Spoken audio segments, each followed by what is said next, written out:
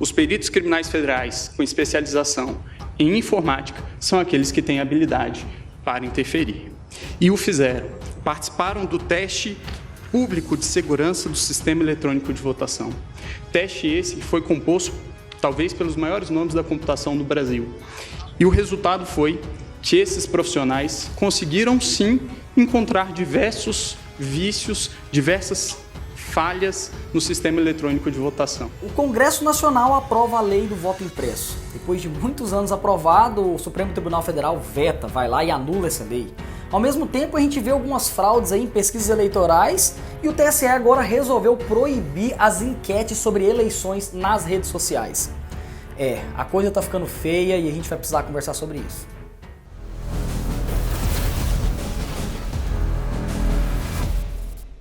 Olá, seja muito bem-vindo a mais uma edição do Desbravatuba e hoje nós vamos falar desse assunto muito importante que é as eleições, que eu tenho certeza que é importante para a sua vida e para as nossas vidas. Mas se você não gosta muito desse conteúdo, gosta mais de coisas de sobrevivência, aventura, tá aqui uma playlist inteira para você assistir.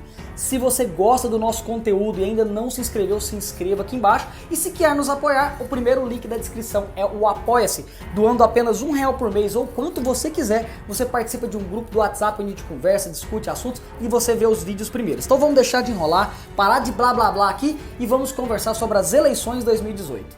No ano de 2015 foi aprovado pela Câmara e pelo Senado a Lei do Voto Impresso, em 2015. Ou seja, em 2016 já haveríamos que ter aí nas urnas eletrônicas a impressão dos votos. Mas o pessoal do TSE argumentou que não teria grana o suficiente para fazer. Ou seja, em 2016 não foi possível colocar isso em pauta, tá bom? Mas só para você ter uma ideia da importância dessa lei do voto impresso, olha só, o link dessa matéria, que é lá do Senado, tá aqui na descrição. Todos os links vão estar aqui. Diz o seguinte: o veto foi derrubado em dezembro com os votos de 368 deputados e de 56 senadores. Eu estou resumindo aqui para não ficar lendo tudo. O que acontece? Foi feita uma lei, foi aprovada pela Câmara e pelo Senado e foi enviado para a nossa presidente Dilma Rousseff na época. A presidente vetou a lei, ela não concordava com a lei e vetou. Quando isso acontece, essa lei retorna para o órgão de origem para que os legisladores possam manter ou quebrar o veto. E foi o que foi feito. O veto foi derrubado. Foi 368 deputados de 513. Isso significa que teve 71% de aprovação dos deputados. E foram 56 senadores dos 81. Então foi um total de 69% dos senadores. Vocês têm ideia da importância que é isso? Dificilmente você vai encontrar um outro projeto de lei que tenha a mesma aprovação, tanto na Câmara quanto no Senado. Lá as discussões são muito fortes e geralmente ali é bem acirrado. Mas foram bastante, a maioria foi bem grande para decidir isso aqui. E mesmo assim o TSE resolveu que não iria colocar em prática em 2016. Você lembra, se você votou, 2016 para municípios, né, o prefeito e vereadores, nós não tivemos voto impresso. Mas em 2018 nós teremos, porque olha só, a notícia que está aqui embaixo, vou colocar na tela aqui, diz o seguinte: notícia do Senado Notícias: eleições terão voto impressa a partir de 2018. Será? Não, infelizmente não. Beleza, eu já disse que não vamos ter, mas primeiro vamos entender o porquê que é importante ter a lei para depois explicar o do porquê nós não teremos. Então vamos lá. A lei diz o seguinte, no seu artigo 12º, fala: até a primeira eleição geral subsequente à aprovação desta lei, lembre-se, 2015, será implantado o processo de votação eletrônica com impressão do registro do voto a que se refere o artigo e assim que vai. Então, na primeira eleição, 2016 já teria que ter, mas já desrespeitaram essa lei porque não tinha dinheiro. E ainda em relação ao preço, são vários os exemplos que podem ser encontrados na rede mundial de computadores de gastos semelhantes com coisas que, acredito eu, não tragam tantos benefícios à democracia do país. A título de exemplo, o governo federal gastou R$800 milhões em publicidade no ano de 2017. O valor estimado para a impressão do voto, é de R$2 bilhões. Por que é importante a gente ter o voto impresso? Muito simples. Vários auditores e várias pessoas da sociedade comum, como por exemplo o professor Diego Aranha, que é doutor, que era professor da USP na época, de segurança na informática, pôde participar de testes dentro do Tribunal Superior Eleitoral dessas urnas eletrônicas. E mesmo com várias restrições que o TSE impôs, eles conseguiram quebrar várias coisas importantíssimas da urna através de seus códigos. Conseguiram descobrir qual foi a ordem de votação, como que foi feita essa votação e conseguiram até fazer um código que conseguiria manipular a urna como eles queriam. O problema é o seguinte: o TSE não entendeu que isso era muito importante, porque eles disseram que um hacker não teria o acesso que eles tiveram, então não seria importante. Mas foi comprovado, a nossa urna eletrônica ela é sim vulnerável, principalmente para um ataque interno. Muitas pessoas falam que o hacker não vai poder entrar porque ela não está ligada diretamente na internet. Esse não é o caso, nós não estamos preocupados com um ataque externo, mas sim com um ataque interno, algum agente interno, ou do TSE, ou dos próprios mesários, ou coisas do tipo que tem acesso, ou até mesmo da empresa que produz o software. Esse ataque pode vir de lá. Eles podem manipular totalmente uma eleição, né, mudando ali o resultado dela. E eu vou fazer uma pergunta e você vai ficar apenas pensando: quanto você acha que algum desses políticos que nós tanto conhecemos, teria coragem de pagar para ser o presidente do país? Então você imagina qual é a tentação desses agentes do governo, do TSE ou de outros órgãos envolvidos para fazer esse fraude. Não estou dizendo que nenhum deles vá fazer alguma fraude, não estou dizendo isso de maneira nenhuma, mas não pode existir essa possibilidade porque deixa a eleição em xeque, as pessoas não confiam. E eu vou deixar aqui a minha opinião: se a população não confia na urna eletrônica e ela confia no papelzinho escrever a caneta, é assim que tem que ser, porque a democracia ela é feita com confiança. Se a confiança foi quebrada do eleitor, mesmo que a urna seja impossível de quebrar os seus códigos, seja impossível de ser manipulada, mesmo assim a população precisa acreditar nela e a população não acredita mais.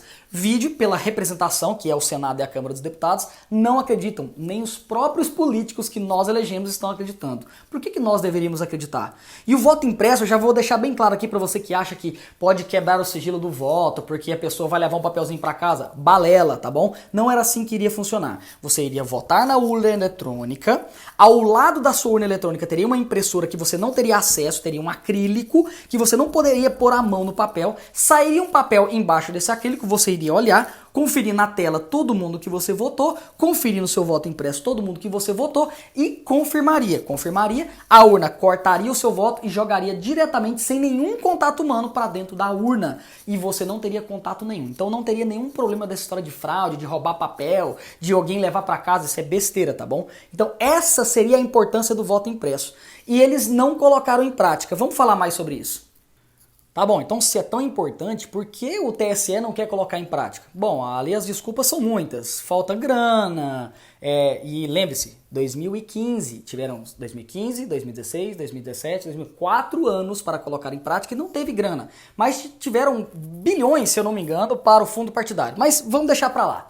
Eles alegam que não tem dinheiro e alegam também que quebraria o sigilo do voto, porque se tivesse algum problema na urna, o mesário teria que vir olhar e aí poderia ver ali o voto impresso da pessoa. Mas eu te pergunto, se der um bug na tela e congelar o meu voto e o mesário tiver que ver, não vai quebrar da mesma forma? Então isso é uma desculpa furada.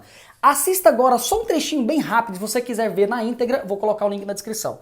Um vídeo do advogado que representa os peritos criminais federais de todo o Brasil, dizendo que a urna não é segura e olha a reação dos membros do TSE.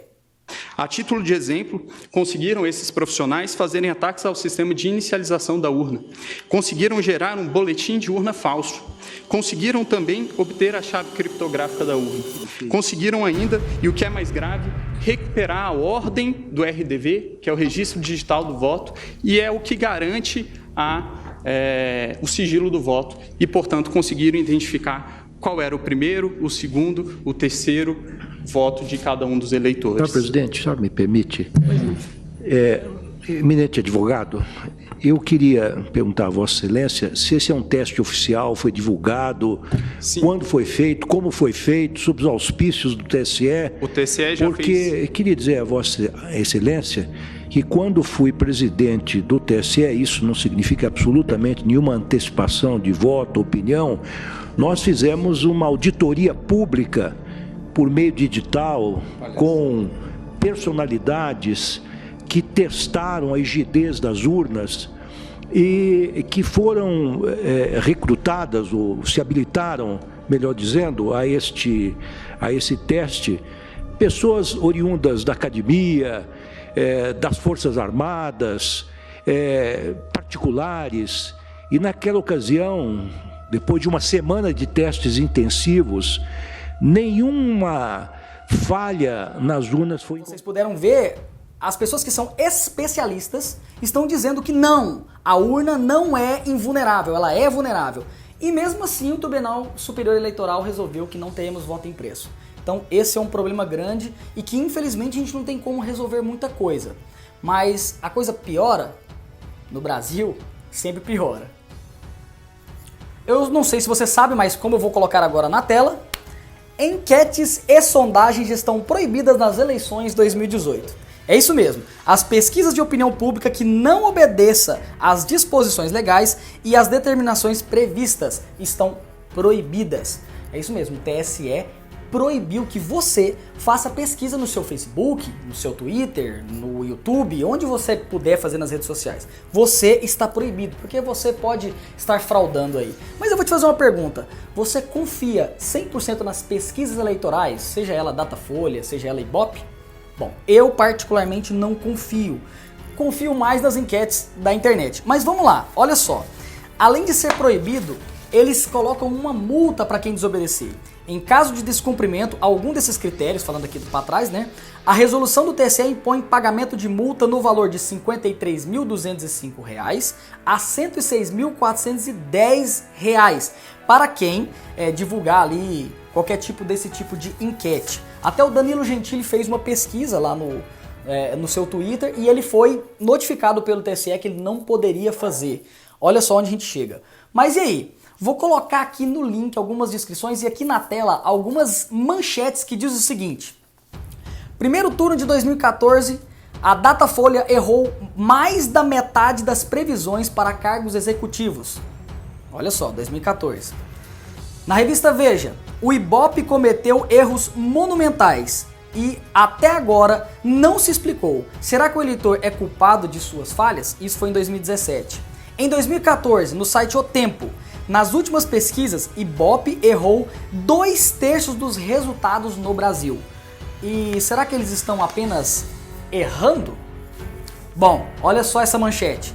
Estatísticos denunciam fraudes em pesquisas eleitorais. Os profissionais afirmam que seus nomes e números de registros aparecem em pesquisas sem que eles tenham participado de fato dos trabalhos.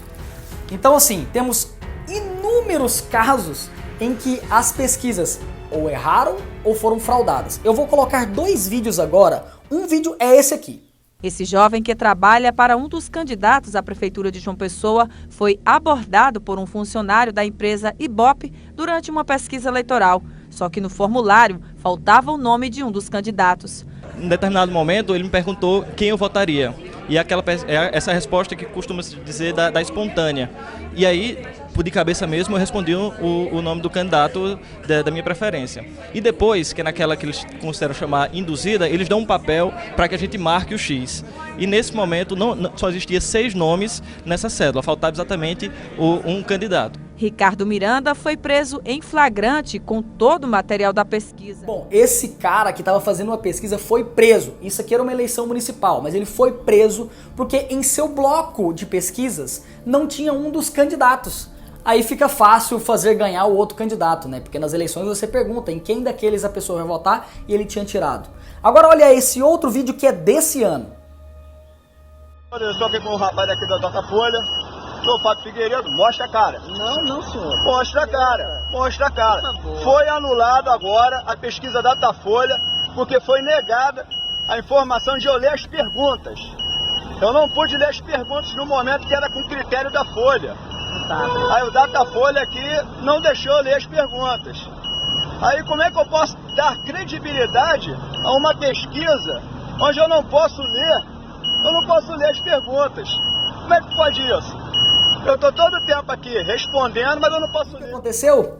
Esse cara estava respondendo uma enquete dessas para agora 2018, mas a pessoa que estava preenchendo não deixou ele ver se ele realmente estava colocando as respostas. Antigamente era feito num papel, a pessoa respondia tudo, deixava o cara olhar, o cara conferia se estava, bom, foi isso mesmo que eu respondi, e assinava. Agora não, é feito através de tablets, então ele coloca ali, insere as respostas, mas não deixa a pessoa que está sendo pesquisada ver. Você confiaria nessa pesquisa?